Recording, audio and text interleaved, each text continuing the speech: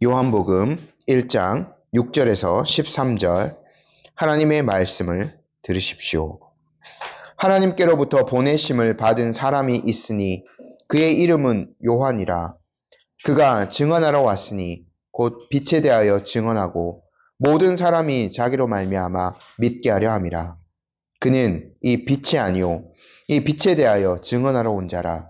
참 빛 곧 세상에 와서 각 사람에게 비추는 빛이 있었나니 그가 세상에 계셨으며 세상은 그로 말미암아 지은 바 되었으되 세상이 그를 알지 못하였고 자기 땅에 오매 자기 백성이 영접하지 아니하였으나 영접하는 자 곧 그 이름을 믿는 자들에게는 하나님의 자녀가 되는 권세를 주셨으니 이는 혈통으로나 육정으로나 사람의 뜻으로 나지 아니하고 오직 하나님께로부터 난 자들이니라. 아멘. 잠시 기도하겠습니다. 하나님 아버지, 오늘 저희들이 또 이 시간 주님의 복된 말씀을 듣고자 합니다. 하나님의 뜻을 이 시간 저희에게 온전히 전해주시옵소서. 성령 하나님, 이 시간 듣는 자와 전하는 자 모두에게 역사해 주셔서 이 말씀의 뜻을 잘 비추어 주시고 우리 마음에 담게 하여 주옵소서. 그래야 저희들이 이 말씀대로 주님 앞에 나아가고 또 한 주간을 순종하며 살아갈 수 있는 은혜를 누리게 하여 주옵소서. 예수님의 이름으로 기도드립니다. 아멘.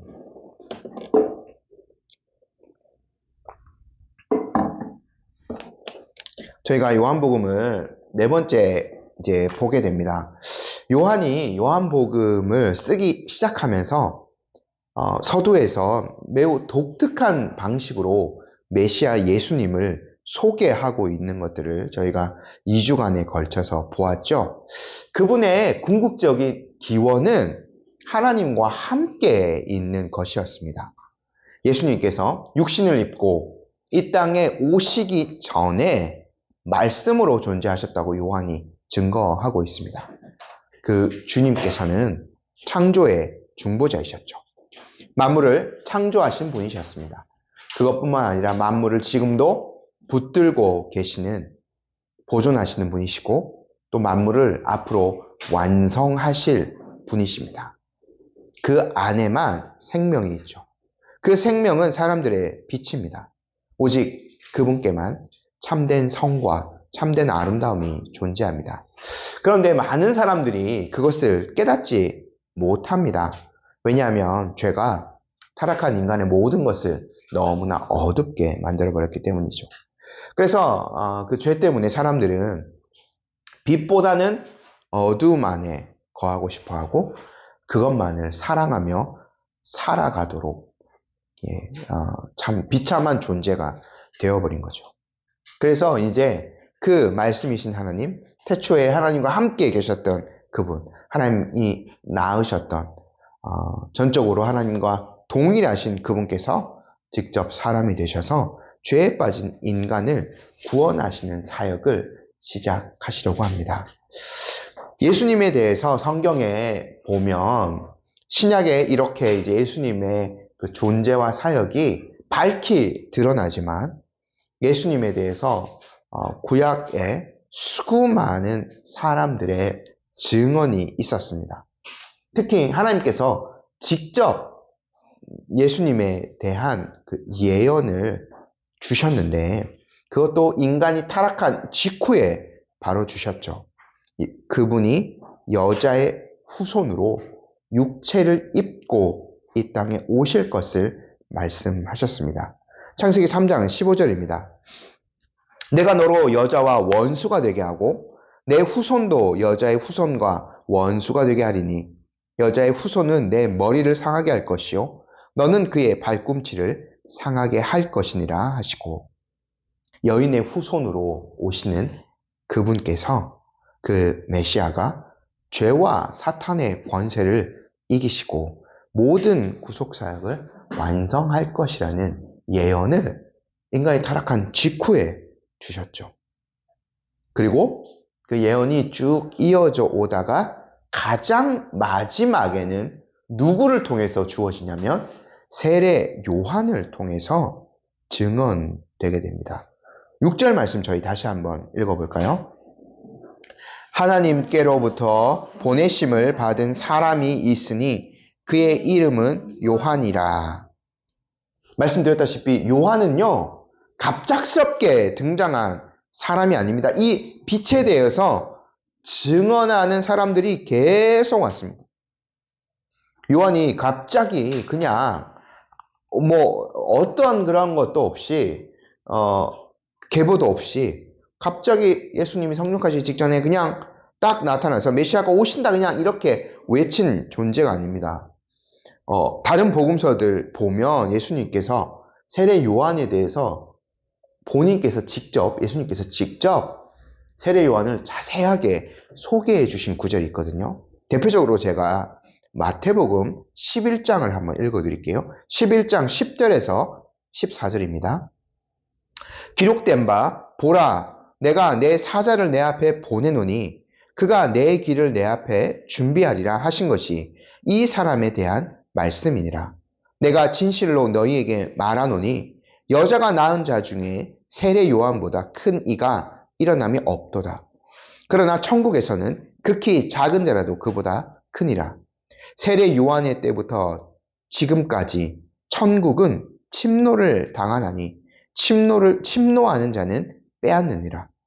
모든 선지자와 율법이 예언한 것은 요한까지니 만일 너희가 즐겨 받을진대 오리라 한 엘리야가 곧 이 사람이니라. 예수님의 말씀에 따르면요, 요한은 어떻게 보면 성경의 가장 중앙에 위치한 사람입니다. 중요하다는 것이 아니라 가장 중간에요. 구약 성경의 예언들, 오시리라 한 그분이 실제로 이 땅 가운데 오실 것이다 하신 그 예언이 구약 성경이 사실은 세례 요한 때까지인 거죠. 그리고 결정적으로 세례 요한이 이 빛에 대해서 이 성육신하신 그 메시아에 대해서 증언하게 됩니다. 그 언약이 이제 성취되게 되죠. 새 언약의 중보자이신 그리스도께서 실제로 요한의 예언처럼 이 땅에 오셨습니다. 새 언약의 시대가 열려지게 된 거죠. 그 전환점, 우리 이제 문에 이렇게 경첩 이렇게 왔다 갔다 하는 것처럼 그 전환점이 되는 인물이 누구냐면 세례 요한인 거죠. 그래서 세례 요한이 굉장히 중요한 위치를 차지하는 겁니다. 요한은요, 이 땅에 오실 메시아를 말씀으로 소개하였습니다. 예수님의 요한복음의 저자 요한이요. 그리고 그분이 빛이심을 선포하였죠.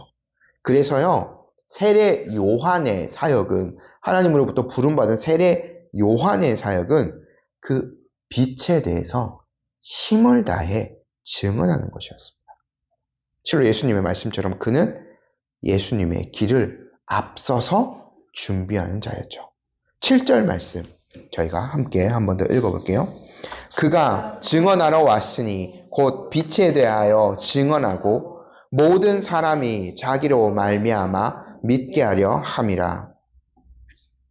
여기서 요한이 믿게 한다는 것은 자기를 어떤 존재로 믿게 하려는 것이 아니라 자기가 선포하는 말을 믿게 하려 한다는 겁니다. 요한은요, 이 땅에 태어난 사람들 중에 가장 어떤 특별한 존재이기도 했습니다. 뭐냐면 처음으로 메시아이신 예수님을 알아보았습니다. 그 증언이 저희가 조금 뒤에 볼 건데 그 요한복음 1장 29절부터 34절까지 요한이 예수님에 대해서 증언하죠. 우리가 잘 아는 보라 세상 죄를 지고 가는 하나님의 어린 양이로다 세례 요한의 증언이고요. 결정적으로 1장 34절에 저희가 같이 한번 읽어볼까요? 내가 보고 요한복음 1장 34절입니다. 내가 보고 그가 하나님의 아들이심을 증언하였노라 하니라. 세례 요한이 뭘 증언하였다고요? 그 빛에 대해서 증언한 것이 뭐였다고요? 하나님의 아들이심을 증언한 거예요. 그러니까 오늘 요 7절에 요한이 빛에 대해서 증언하였다는 것은 어떤 증언이냐면 그분 예수님께서 하나님의 아들이 되신다는 것.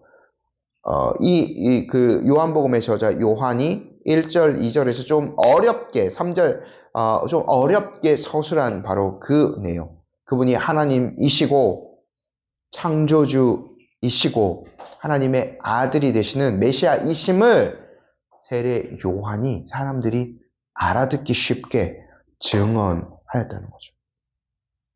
이 세례 요한의 사역은 참으로 놀라운 사역이었습니다. 이 세례 요한이 많은 유대인들의 마음을 준비시켰죠. 이게 결코 쉬운 작업은 아니었습니다. 여러분, 예수님 당시에 사역을 할 때 한번 생각해 보십시오. 저희가 마가복음을 이미 한 4년 전에 본 것 같아서 좀 오래되긴 했지만 4년도 넘은 것 같아요. 복음서를 다시 한번 떠올려 보면 예수님 당시에 얼마나 많은 대적자들이 있었나요? 그 당시에 오히려 구약 성경을 더 많이 안다고 했던 그런 서기관들이라던가 또 율법 학자들, 그 바리새파 사람들 같은 경우에는 오히려 예수님을 더 완고하게 대적하였죠. 이러한 완고한 사람들의 그 어떤 이 대치되는 그런 것들 때문에 예수님을 증언하였던 세례 요한은 목배임을 당하여 죽었습니다. 이 땅에 오신 메시아이신 예수님께서는 십자가에 못 박혀 죽으셨죠. 근데 이런 사람들 사이에서 이렇게 완악한 마음을 가진 사람들 사이에서 사역하는 것이 참으로 쉽지 않았을 겁니다. 그럼에도 불구하고 세례 요한은 굉장히 충실하게 자기의 사역을 잘 감당하였죠. 그래서 그 당대에 많은 사람들이 요한의 세례를 받으려고 요단 강가로 나왔습니다. 저희가 일전에 사도행전 말씀을 보았을 때 사도행전에서 꽤 이제 좀 놀라울 정도로 하나 확인한 것이 있는 게 뭐냐면 사도 바울이요 3차 전도 여행을 이제 아시아 지역으로 에베소를 중심으로 갔었을 때 거기서 처음에 어떤 사람들을 만나냐면 세례 요한에 대해서만 아는 사람들. 복음을 받아들이기는 했지만 예수님의 세례에 대해서는 모르고 예수님에 대해서는 잘 모르고 세례 요한에 대해서만 아는 사람이 있을 정도였습니다. 요한의 사역보다 수십 년 뒤에 또 수백 킬로 떨어진 그곳에도 세례 요한을 알고 있는 사람이 있었다는 거죠. 그 정도로 요한의 영향력이 컸다라는 겁니다. 그래서요, 이 요한인 세례 요한이 사역을 할 때에 사람들이 복장도 굉장히 특이하죠. 마치 구약의 엘리야가 이 땅에 왔던 것처럼 굉장히 특이한 복장을 하고 광야에 살면서 그렇게 살았습니다. 그래서 혹시나 저 세례를 주고 있는 저 사람이 메시아가 아닐까라는 이런 생각을 한 사람도 있었던 거죠. 그러나 결코 요한은 자기가 그 빛이 아님을 알고 있었습니다. 8절 말씀 같이 한번 읽어볼게요. 그는 이 빛이 아니요 이 빛에 대하여 증언하러 온 자라.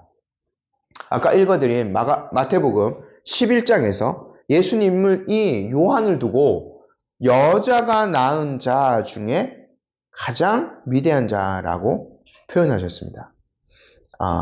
이게 아까 창세기에 여인의 후손으로 오실 메시아의 그것을 가리키는 표현과는 참으로 다른 겁니다. 왜냐하면 세례 요한은 그냥 진짜 여자의 아들입니다. 그냥 엘리사벳의 아들이에요. 하지만 예수님은 메시아이신 예수님께서는 여인의 몸을 빌어서 오신 겁니다. 그분은 하나님이셨죠. 그분은 기원이 사람이 아니에요. 성령으로 잉태되셔서 이 땅에 오신 거죠. 그러니까 세례 요한은 단지 사람일 뿐이었습니다. 그는 이 빛에 대해서 증언을 하는 사명을 위해서 택함받은 사람이었던 거죠. 그래서 요한이 표현하기를 빛이 아니다. 그는 이 빛에 대해서 증언하러 온 사람이다 라고 이야기하고 있는 겁니다. 이 일은 많은 사람들이 그 빛 대신 예수님을 영접하는 그 사역을 위해서 꼭 필요한 것이었기 때문에 먼저 세례 요한을 택하시고 이러한 사역을 하나님께서 맡겨주셨던 거죠. 이제 태초부터 말씀으로 존재하셨던 그분이 세상에 오셨습니다. 육신을 입고 오셨습니다. 그러니까 요한은요, 그 빛을요, 참 빛이라고 소개했어요. 저희 9절 말씀 함께 한번 읽어볼게요. 참 빛, 곧 세상에 와서 각 사람에게 비추는 빛이 있었나니. 여기서 참이라는 것을 좀 덧붙였습니다. 이것은 뭐 사실은 우리 말로는 거짓과 대비되는 표현인데요. 참과 거짓, 참의 반대말은 거짓이죠. 또 그러한 뜻도 있지만 여기에서는 부분적인 것이라는 것의 대척점에 있는, 그러니까 예수님이 온전한 빛이 된다는 것을 증언한 겁니다. 또 예수님이 궁극적인 빛이 되신다는 것들을 증언한 거죠. 이 빛에 대해서 증언하는 거 생각하면 구약 성경을 아는 사람들은 누구나 율법 그리고 지혜, 하나님이 주시는 지혜가 빛을 비춘다는 사실을 알고 있습니다. 대표적으로 시편 119편 105절 말씀에 주의 말씀은 내 발의 등이요 내 길에 빛이니이다 라는 말씀이 있지 않습니까? 하나님의 율법, 하나님의 지혜가 빛이 되는 것. 그 말씀이 궁극적으로 가리키고 있는 진리가 참 빛으로 오신 예수님이신 거죠. 그러니까 이 지금 요한이 말하고 있는 바가 무엇이냐면 세상에 오신 그 말씀이 빛이시고 참 빛, 즉 온전한 빛이 되신다. 그래서 하나님의 진정한 계시 그리고 궁극적인 계시가 되신다는 것을 증명하는 겁니다. 이 빛이요 어디에 비쳤냐면 각 사람에게 비추었습니다.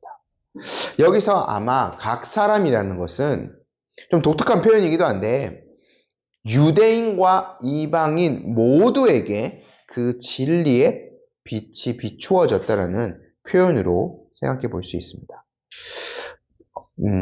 우리가 한번 이렇게 생각해 봅시다. 타락한 인간은요, 결코 하나님을 스스로 찾지 않습니다. 찾을 수도 없습니다. 유대인이든 이방인이든 한 가지로 마음이 어두워져서 결코 하나님을 찾지도 않고 하나님을 기쁘시게 하는 일을 할 수도 없습니다. 바울이 이것을요, 로마서 1장부터 3장 20절까지 충분히 증언하였습니다. 제가 3장 9절부터 18절 말씀까지 한번 읽어드릴게요. 로마서 말씀입니다.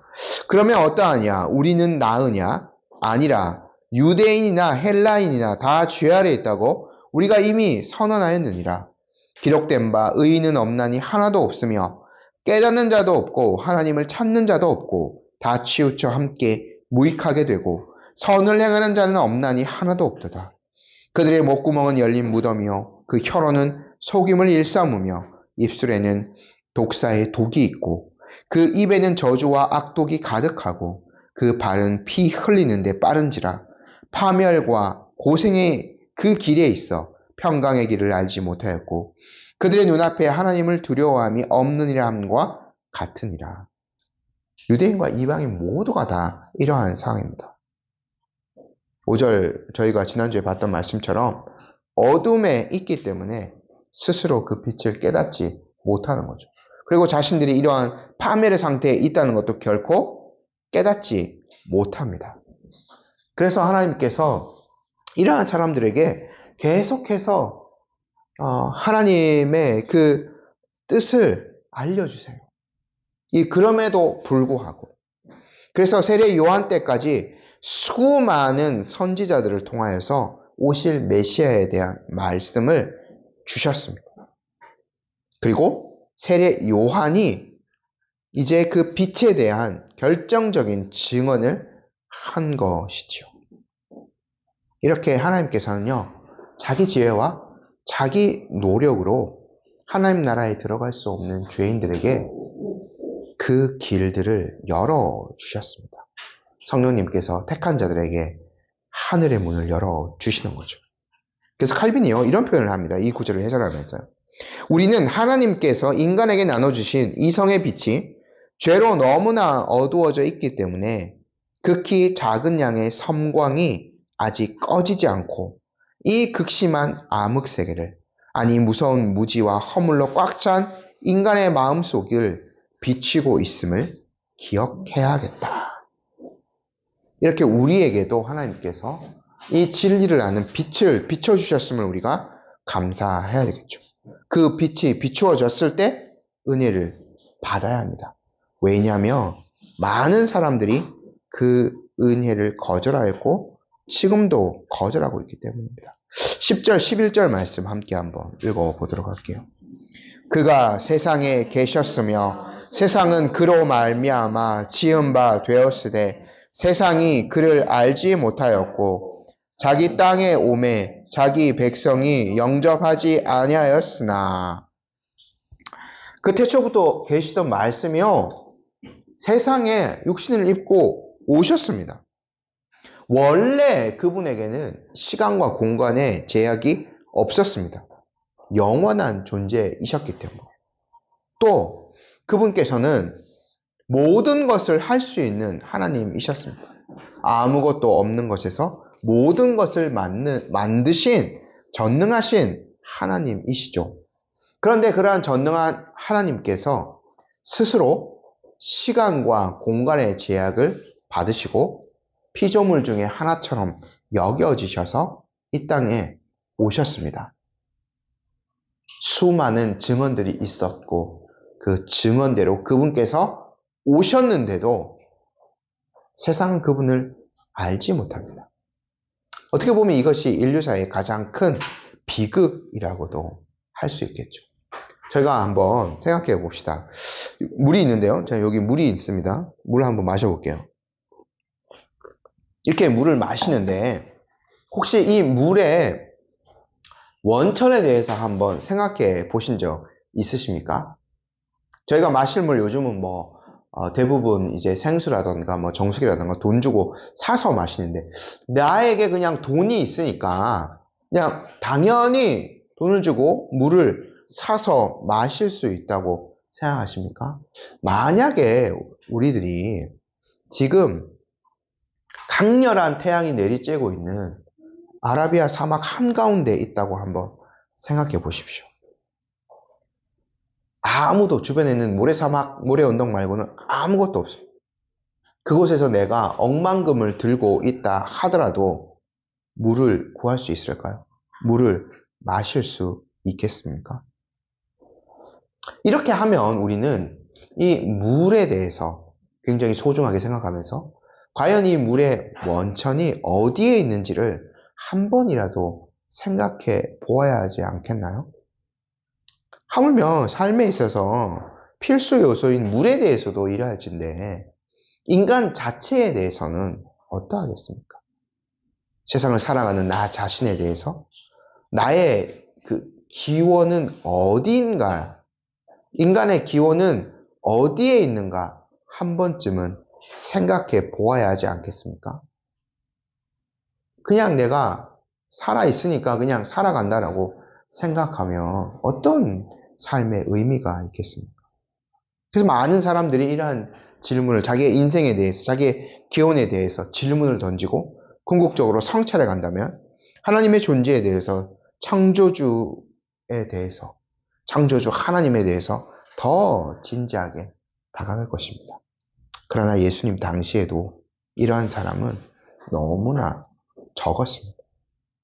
말씀이신 그분께서, 하나님의 아들이신 그분께서 사람들이 볼 수 있도록, 직접 그 음성을 들을 수 있도록 자신을 나타내셨어요. 11절 말씀처럼 자기 백성에게, 여기서 자기 백성이랑 아마 이스라엘 백성을 나타내는 표현일 겁니다. 근데 그 사람들은 구약 성경을 잘 알고 있다고 하면서도 그분을 알아보지도 못했고 그분을 기뻐하지도 못했습니다. 이 타락한 인간이 얼마나 불쌍할 정도로 악하고 어둡고 무지한 상태에 있었나. 수많은 사람들이 예수님을 환영하지 않았습니다. 근데 한번 생각해 보면 이러한 장면이 등장하긴 합니다. 저희가 요한복음 6장에서 이제 보게 될 건데 오병이어의 기적은 모든 복음서들에 다 등장하거든요. 그래서 요한복음에도 오병이어의 기적이 등장하는데 요한은 그것에 대해서 아주 더 상세하게 묘사를 합니다.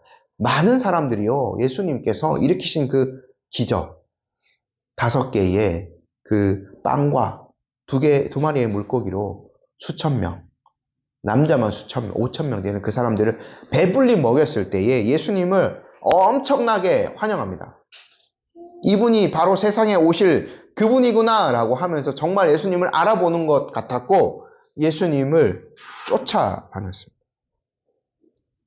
그 갈릴리 호수 반대편까지 열심히 뛰어서 예수님이 계신 곳을 찾아가지고 막 다녔습니다. 근데 예수님께서 그 뒤에 떡을 주시지 않고 뭘 주셨냐면 하나님의 말씀을 주셨습니다. 하나님의 음성을 들려주셨어요. 어려운 내용을 설명하니까 많은 사람들이 떠나갔습니다. 다 떠나갔어요. 그래서 예수님께서 심지어 제자들만 남아서 제자들 너희들도 떠나가느냐라고 물을 정도로 아무도 예수님 곁에 남지 않았어요. 또 한 장면이 있습니다. 예수님을 환영하는 것 같아요. 그 예수님께서 마지막 주간에 예루살렘에 입성하셨을 때 많은 사람들이 예수님을 호산나 외치면서 길에 옷을 깔아놓고 종려나무 가지를 흔들면서 예수님을 영접하지 않습니까? 이거는 예수님을 자신들의 영혼의 구원자라기보다는 정치적인 해방자, 지도자가 될 것을 기대하면서 예수님께서 그 예루살렘에 입성하실 때 열렬히 환영하였습니다. 근데요, 바로 일주일 뒤에 예수님께서 십자가에서 달리셔서 죽으셨을 때 그 열렬히 환영하는 사람들은 어찌 되었습니까? 다 떠나갔습니다. 자신들의 그 생각과 다른 어떤 행보를 보이자 예수님을 다 떠나갔어요. 십자가에서 죽으신 다음에는요, 제자들도 한 명도 남지 않고 다 떠나갔어요. 이것이 실상입니다. 많은 사람들이 예수님을 이렇게 영접하지 않았습니다. 이것이 인간의 비극인 거죠. 하지만요, 하나님의 그 은혜가 참으로 놀라운 것이 모든 사람이 이렇게 죄 가운데서 스스로 멸망하도록 인류를 내버려 두지 않으셨습니다. 그들에게 이 빛에 대해서, 이 빛인 자기 자신에 대해서 증언하기 위해서 이렇게 자신을 낮추셔서 사람이 되셔서 오셨는데 그 자기의 백성들을 영원한 죽음에 다 몰아 넣으시겠습니까? 아니죠. 그래서 하나님께서 직접 이 땅에 오셔서 증언하시고 또 자신을 믿는 자들에게 하나님의 자녀가 될 수 있는 놀라운 특권을 반드시 허락하여 주십니다. 저희 12절 말씀 함께 한번 읽어볼게요. 영접하는 자, 곧 그 이름을 믿는 자들에게는 하나님의 자녀가 되는 권세를 주셨으니. 저희가 이렇게 하나님의 자녀가 되는 과정을 한번 생각해 봅시다. 하나님은요, 인격적인 분이십니다. 강압적으로 뭘 하시지 않죠. 마음의 문, 우리의 완악한 마음의 문을 그냥 두드려 부셔서 내가 너희 창조주야, 너희 하나님이야, 이런 강압적이고 폭력적인 방법을 결코 사용하지 않으십니다. 백성들의 마음을 자연스럽게 인도하시죠. 그래서 택한 백성들에게 먼저 성령께서 역사하십니다. 믿음을 선물로 주시는 거죠. 전에는 어둠을 더 사랑하고 하나님 없이도 잘 살 수 있을 것 같았던 자들에게 하나님을 알 수 있는 그 복음을 듣고 믿게 하는 그 믿음을 선물로 주십니다. 어두운 눈을 열어서 자신의 창조주를 찾고 그분께로 인도해 주시는 거죠. 그렇게 빛 대신 그리스도를 바라보고 그분을 영접하는 겁니다. 여기서 예수님 12절에서 예수님을 영접한다라는 것은 11절에 영접하지 아니하였다라는 것과 다릅니다. 11절에 단순히 환영하는 것, 요 정도로 볼 수 있는데, 마음의 한켠을 내어드리는 그 정도 생각할 수 있는데, 이 12절에서 말하는 예수님을 영접한다는 것은 나의 전 존재와 전 인격과 모든 인생 안으로 그분을 온전히 맞아들이는 겁니다. 내 마음의 왕자를 완전히 그분께 내어드리고, 내 존재와 인격과 인생의 주인으로 맞아 드리는 거죠. 단순히 어떤 내가 종교 하나를 선택합니다. 이런 차원에서 예수님을 영접하는 것이 아니라 모든 것을 들여서 당신은 나의 하나님으로, 나의 구세주로 맞아들이는 것이 바로 영접한다는 것이죠. 이것이 어떻게 가능하냐? 하나님이 우리에게 선물로 주시는 믿음을 통하여서 가능하게 되는 거죠. 그런 자들에게 인생이 경험할 수 있는 가장 큰 특권을 주십니다. 자녀가 되는 특권을 주시는 거죠. 요한이 상세하게 또 설명합니다. 이거는 육적인 출생과 결코 다르다는 거죠. 13절 말씀 함께 한번 읽어보겠습니다. 이는 혈통으로나 육정으로나 사람의 뜻으로 나지 아니하고 오직 하나님께로부터 난 자들이니라. 당시 예수님을 완곡하게 거부하였던 유대인들을 한번 보십시오. 이 사람들 혈통 때문에 예수님 거부한 겁니다. 스스로 육적인 것에 머물러 있었어요. 자기들은 어둠을 더 사랑하고 하나님 자녀답게 살지 못하였습니다. 하지만 요한복음에 계속 나옵니다. 뭐냐면 이 사람들의 자부심이 우리 아브라함의 자손이야. 다윗이 우리의 조상이 된다. 이 혈통적인 것에만 이들이 계속 매달려 있었다. 자신들이 실상 어떻게 살아도 신실하게 하나님의 뜻을 조차 살지 않아도 그 혈통적인 것 때문에 하나님께서 우리 모두를 기뻐하실 거야 라는 생각을, 아니 착각을 하고 있었던 거죠. 그래서 참빛이 비추어지자 자기들의 그 거짓된 실상이 비추어지자 오히려 그것을 감추려고 그 빛을 없애버리려고 그렇게 달려든 건 아니겠습니까? 자연적인 출생으로는요 결코 하나님의 자녀가 될 수 없습니다. 저희가 요한복음 3장에서 조금 더 살펴볼 텐데 예수님께서 니고데모의 대화를 통해서 육으로 난 것은 육이다 라고 명확하게 가르치시죠. 참된 믿음은 늘 위로부터 임하는 겁니다. 택한 백성에게 하나님께서 믿음을 주시는 거죠. 거듭난다 라고 하는 것은 위로부터 나는 성령으로 말미암아 나는 것입니다. 우리가 그 믿음을 소유해야 되겠고 우리의 자녀들이 이러한 믿음을 소유해야 하지 않겠습니까? 하나님의 자녀가 되는 그 특권을 우리의 자녀들이 우리가 동일하게 누려야 하지 않겠습니까? 혈통으로 되지 않는 거죠. 그래서요, 오늘 이 말씀의 그 빛에 대해서 알고 그분을 영접하고 그분의 자녀가 되기 위해서는 우리가 해야 할 일이 그렇게 없지 않나? 하나님이 그냥 우리 가만히 있어도 하나님이 다 해주셔 성령님께서 알아서 오셔서 해주셔야 되지 않나? 라고 착각할 수도 있겠습니다. 우리는 마냥 하나님께서 다 해주시기를 바라면서 결코 그냥 있어서는 안 되겠죠. 우리 힘으로 예수님을 알아보고 예수님을 영접하고 믿을 수는 없습니다.